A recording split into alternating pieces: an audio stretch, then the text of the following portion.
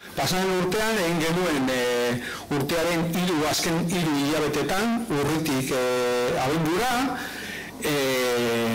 eta nahiko datu onak izan genituen, ez? Esan nahi dut, 700 pertsonek parte hartu zuten,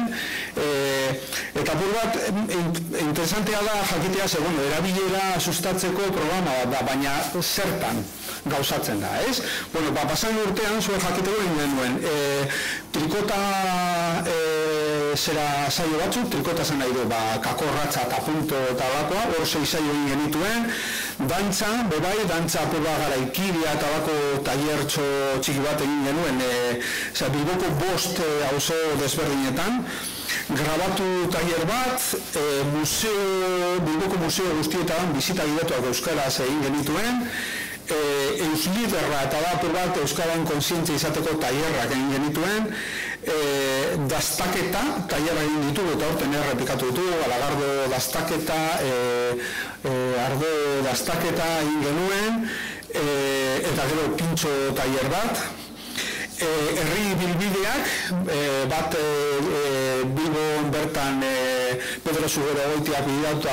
Aldezarrean zehar, eta gero bizikletaz beste hiri bilbide batzuk egin genituen,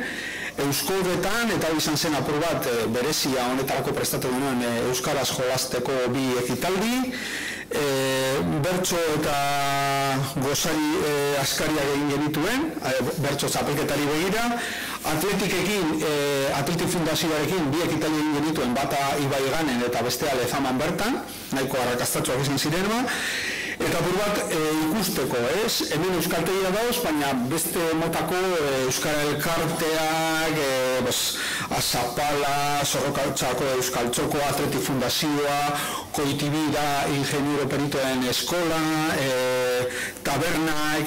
konparsa, paia, eta gero txoko batzuek ere parte hartu zuten. Ikusteko dinot ze montantea daukan honek. Eta, esan duguna, baina apur bat gainetik pasaden urtekoaz interesgarria da, 700 pertsona, ibili zirela, 700 pertsona dutatik, 150 ikasleak izan zera, euskaltegiko ikasleak, hori zuzenduta zegoen, baina bai, beste 150-etik, 125 berbalagunak izan ziren, eta beste 25 euskaldunak, beste barik, Bilboko euskaldunak izan zirela. Apur bat ikusteko zer den edo zer izan den dara Bilbo.